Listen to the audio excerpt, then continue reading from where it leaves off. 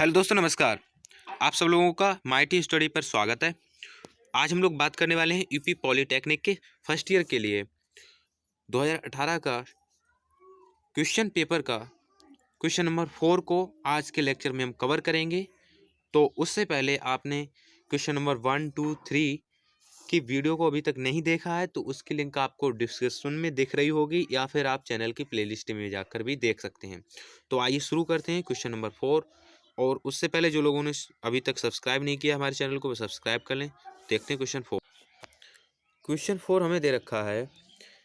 इसमें सबसे पहले क्वेश्चन दे रखा होता है कि किन्हीं दो भागों को हल करें। 3 क्वेश्चन दे रखे होते हैं, 2 क्वेश्चन करने होते हैं ओनली। 5 मार्क्स का पर क्वेश्चन होता है। तो ये हमारा प्रश्न नंबर 4 का पहले का बी है, तो इससे पहले का हम लास्ट में करवाएंगे। तो क्या है, ये क्वेश्चन कह रहा है कि थर्मोप्लास्टिक और थर्मोसेटिंग बहुलक क्या है, प्रत्येक का एक एक उदाहरण दीजिए। तो थर्मोप्लास्टिक, उससे पहले हमें प्लास्टिक के बारे में थोड़ा पढ़ना पड़ेगा। तो आइए प्लास्टिक के बारे में जानते हैं, उसके बाद आगे बढ़ते हैं। सबसे पहले प्लास्टिक क्या है। तो प्लास्टिक एक कार्बनिक पदार्थ होता है जो कि प्राकृतिक अथवा कृत्रिम बंधकों या रेजिनों के मोल्डिंग यौगिक मिलाकर निर्मित किया जाता है या फिर बिना यौगिकों के मिलाए ही निर्मित किया जाता है, वह हमारा प्लास्टिक कहलाता है। अब बात करते हैं कि थर्मोसेटिंग प्लास्टिक क्या है, यानी कि तापद्रव प्लास्टिक।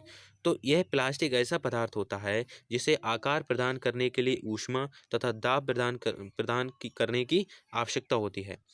ऐसे पदार्थ को जब ऊष्मा प्रदान की जाती है तो फिर क्या होता है, तो सर्वप्रथम ये नरम हो जाता है, ठीक है, जो हमारा थर्मोस्टेटिक प्लास्टिक है। और फिर क्या होता है, इसे और अधिक गर्म किया जाता है तो इसमें क्या हो जाता है, इसमें रासायनिक क्रिया होती है और ये सेट होकर दृढ़ हो जाता है, यानी कि कठोर हो जाता है। और इस क्रिया को हम थर्मोसेटिंग या थर्मो हार्डनिंग कहते हैं। जब ये पदार्थ एक बार सेट हो जाता है तो इसे पुनः गर्म करके नरम नहीं किया जा सकता। यदि इसे अत्यधिक गर्म किया जाएगा तो ये जलकर टूट जाता है। और इसके कुछ जो प्रमुख थर्मोसेटिंग प्लास्टिक हैं वो हमारे एल्किड पॉलिएस्टर और एमिनोज, कैसिन, इपोक्साइड, फिनोलीज, सिलिकॉन्स इत्यादि हमारे प्रमुख जो थर्मोसेटिंग प्लास्टिक हैं, ठीक है। तो थर्मोसेटिंग प्लास्टिक क्या होते हैं, ये बहुत मजबूत प्लास्टिक होते हैं और टिकाऊ प्लास्टिक होते हैं।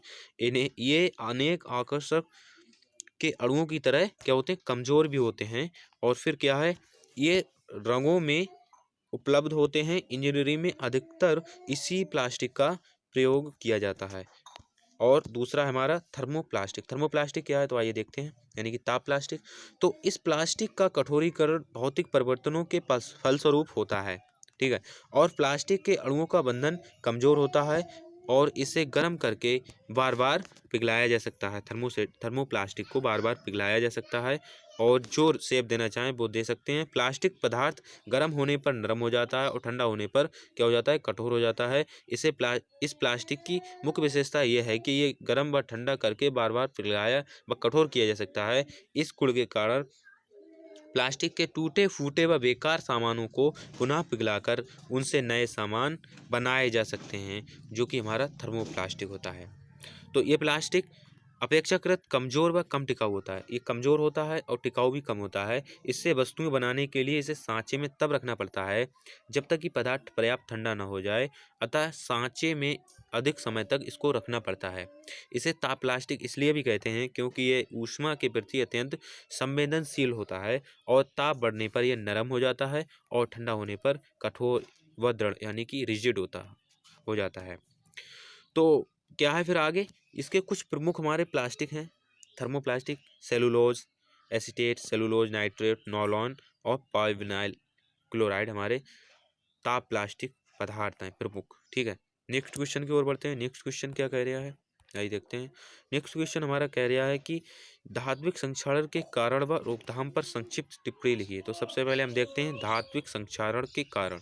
तो आइए देखते हैं कि जब धातु का संपर्क क्या हो जाता है, वायु व नमी से होता है, तो उसकी सतह पर अवांछनीय पदार्थ जैसे ऑक्साइड, कार्बोनेट, सल्फेट, सल्फाइड इत्यादि क्या हो जाते हैं, जम जाते हैं।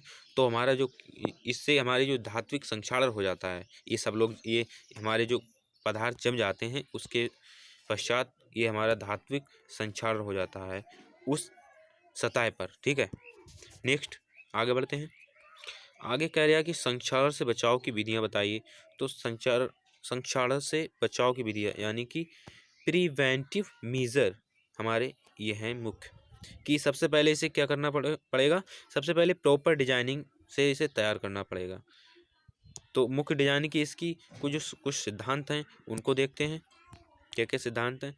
तो उसके कई सिद्धांत हैं कि संक्षारण करने वाले विलयन की उपस्थिति में असमान धातुओं का संपर्क नहीं होना चाहिए, नंबर फर्स्ट। नंबर टू है कि जब दो समान धातुएं संपर्क में हो तो एनोडोई पदार्थ का क्षेत्र अधिक संभव हो, ऐसा होना चाहिए। और फिर तीसरा है हमारा कि जब दो असमान धातुएं संपर्क के लिए प्रयोग करनी हैं तो वे वैद्युत रासायनिक श्रेणी में परस्पर इतनी समीप हों जितनी कि हो सके, ठीक है। और चौथा है एनोडोई धातु पर पेंट या लेपन हमें नहीं करना चाहिए। और नेक्स्ट है हमारा कि जुड़ने वाले भागों में कोई छेद या दरार ना हो ताकि कोई ठोस पदार्थ संग्रहित ना हो। और छठा है नोकदार कोने ना हो जिससे ठोस कण जमा ना हो सके। नेक्स्ट है कि कील आदि उपयोग में न लाई जाए क्योंकि इनमें दरार पड़ने की संभावना बढ़ जाती है। और अतः फिर जोड़ वेल्ड किए हुए होने चाहिए, ठीक है। नेक्स्ट आगे बढ़ते हैं। नेक्स्ट पॉइंट नंबर 8 है हमारा कि संयंत्रों पर पंप तथा पाइप आदि इस ढंग से लगाए जाएं जिससे बल का प्रभाव सरलतापूर्वक हो सके, इजीली हो सके। दूसरा पॉइंट है कि प्रिवेंटिव मेजर यानी कि धात्विक संक्षारण से कैसे रोक सकते हैं। दूसरा पॉइंट ये है कि ये कह रहा है कि यूजिंग प्योर मेटल यानी कि शुद्ध धातु प्रयोग करके भी हम रोक सकते हैं। तो आइए देखते हैं इसके बारे में थोड़ी डिटेल कि धातु में उपस्थित अशुद्धियों से विषमांगता हो जाती है, फलतः धातु का संक्षारण के प्रति प्रतिरोध क्या हो जाता है, कम हो जाता है। अतः हमारे संक्षारण रोकने हेतु शुद्ध धातु का प्रयोग करना चाहिए। संक्षारण को रोकने के लिए हमें शुद्ध धातु का प्रयोग करना चाहिए। नेक्स्ट क्वेश्चन है कि वार्निश कितने प्रकार की होती है, एक अच्छी वार्निश की विशेषताएं बताएं। तो आइए देखते हैं। सबसे पहले वार्निश क्या है उसको देखते हैं। तो वार्निश हमारा ये रहा, ये टाइप्स ऑफ वार्निश है ये हमारा। हाँ, टाइप्स ऑफ वार्निश ही पूछ रहा है, वार्निश कितने प्रकार की होती है, एक अच्छी वार्निश विशेषताएं। तो टाइप्स ऑफ वार्निश हमारा क्या है, आइए देखते हैं। वार्निश कई प्रकार की होती है हमारी। तो सबसे पहले टाइप्स ऑफ वार्निश में हमारा कि प्रयुक्त विलायक के आधार पर वार्निशों को कई भागों में बांटा गया है। सबसे पहले तेल वार्निश, सेकंड स्पिरिट वार्निश, और थर्ड है हमारा तारपीन वार्निश, नंबर 4 पानी वार्निश, और नंबर 5 मोम वार्निश। तो आइए तेल वार्निश के बारे में डिटेल से देखते हैं। तो तेल वार्निश क्या है हमारा कि यह वार्निश अलसी के तेल में कुछ कठोर रेजिन जैसे अंबर, कोपल आदि घोलकर तैयार की जाती है और आवश्यकता अनुसार इसमें कुछ मात्रा तारपीन के तेल की भी मिलाई जाती है। तेल वार्निश धीरे धीरे सूखती है परंतु कठोर और टिकाऊ सतहें इससे निर्मित होती हैं। तेल वार्निश से इस वार्निश का प्रयोग सामान्यतः खुली सतहों पर किया जाता है, विशेष रूप से कोचेज और घरेलू फिटिंग में इसका प्रयोग किया जाता है। नेक्स्ट देखते हैं स्प्रे वार्निश। तो यह वार्निश मिथाइलेट स्पिरिट से मृदु किस्म के रेजिन जैसे लॉक, चपड़ा आदि घोलकर तैयार की जाती है। और फिर स्पिरिट वार्निश शीघ्र सूखती है परंतु टिकाऊ नहीं होती है और वायुमंडलीय प्रभाव से ये खराब हो जाती है। स्पिरिट वार्निश की एक उत्तम किस्म को फ्रेंच पॉलिश कहते हैं। इस पॉलिश में वांछित रंगों के रंजक मिलाकर विभिन्न रंगों के सेट्स प्राप्त किए जाते हैं। तो इसका प्रयोग ये फर्नीचर में किया जाता है, इसका मिलाकर, और इसका प्रयोग अधिकतर अच्छी किस्म की लकड़ी के सजावटी फर्नीचर पर किया जाता है और ये बाहरी कार्यों के लिए अच्छी नहीं समझी जाती है, जो कि हमारी स्पिरिट वार्निश होती है, फर्नीचर के लिए अच्छी होती है, सजावट के लिए अच्छी होती है। नेक्स्ट है हमारा तारपीन वार्निश। तो तारपीन वार्निश क्या है इसको देखते हैं डिटेल से हमारा कि यह वार्निश तारपीन के तेल में मृदु रेजिन जैसे गमडाबर, मास्टिक तथा रेजिन आदि मिलाकर बनाई जाती है और फिर ये वार्निश शीघ्र सूखती है और हल्के रंगों से बनती है। तेल वार्निश की तुलना में वार्निश कम टिकाऊ होती है, यानी कि तेल वार्निश टिकाऊ ज़्यादा होती है तारपीन वार्निश के मुकाबले, ठीक है। नेक्स्ट है हमारा पानी वार्निश यानी कि वाटर वार्निश। तो ये वार्निश गर्म पानी में चपड़े शैलाक को घोलकर बनाई जाती है और चपड़े को गर्म पानी में घोलने के लिए इसमें अमोनिया या बोरेक्स या पोटास अथवा सोडे की पर्याप्त मात्रा मिला दी जाती है। इस प्रकार की वार्निश नक्शे, तस्वीरों आदि पर प्रयोग की जाती है। यह आंतरिक कार्यों में भी प्रयोग की जाती है, जैसे वॉलपेपर या फिर कवरिंग आदि में इसका प्रयोग होता है, इसका वाटर वार्निश का। नेक्स्ट क्वेश्चन की ओर बढ़ते हैं। नेक्स्ट क्वेश्चन कह रहा था इसी में कि अच्छी वार्निश की विशेषताएं बताइए। तो आइए देखते हैं अच्छी वार्निश में क्या गुण होने चाहिए। सबसे पहले वार्निश शीघ्र सूखने वाली होनी चाहिए। नंबर 2, सूखने के पश्चात इसकी जो परत है वो सिकुड़नी या चटकनी नहीं चाहिए। ठीक है। नेक्स्ट नंबर 3 है हमारा कि वार्निश की परत सूखने के पश्चात कठोर, मजबूत और घिसावरोधी तथा चिरस्थायी होनी चाहिए। नंबर 4, इसकी परत सुंदर व चमकदार होनी चाहिए। इसका रंग है जो वार्निश का वो हमारा फीका नहीं पड़ना चाहिए और इस पर वातावरण का कोई इफेक्ट नहीं होना चाहिए। और नंबर 7 है हमारा कि यह मितव्ययी होनी चाहिए। ठीक है, मितव्ययी का मतलब थोड़ा सस्ता। ठीक है। नेक्स्ट है हमारा कि पेंट के निर्माण में प्लास्टिसाइजर का उपयोग बताएं और एक अच्छे पेंट में क्या विशेषताएं होती हैं उसका भी वर्णन करें। तो आइए देखते हैं पेंट के निर्माण में प्लास्टिसाइजर का उपयोग। तो पेंट के निर्माण में प्लास्टिसाइजर का उपयोग हम शुष्क बंधक कारक के रूप में करते हैं, जिससे पेंट कम समय में जमाव काल ले लेता है। ठीक है। इसी में कह रहा था कि अच्छे पेंट की विशेषताएं। तो आइए अच्छे पेंट की विशेषताएं देखते हैं। तो अच्छे पेंट के लक्षण, तो एक अच्छे पेंट में क्या लक्षण हो सकते हैं आइए देखते हैं। तो यह इतना पतला होना चाहिए कि इसे ब्रश अथवा फुआर स्प्रे सतह पर ये आसानी से लगाया जा सके। कहने का मतलब है कि ये इतना पतला होना चाहिए कि इसे ब्रश अथवा फुआर द्वारा सतह पर आसानी से लगाया जा सके, जिससे समान मोटाई की परतें प्राप्त हो सकें। नंबर 2 है इसमें सतह पर फैलने की क्षमता अच्छी होनी चाहिए, अर्थात पेंट की न्यूनतम मात्रा से अधिकतम क्षेत्रफल कवर होना चाहिए। ठीक है।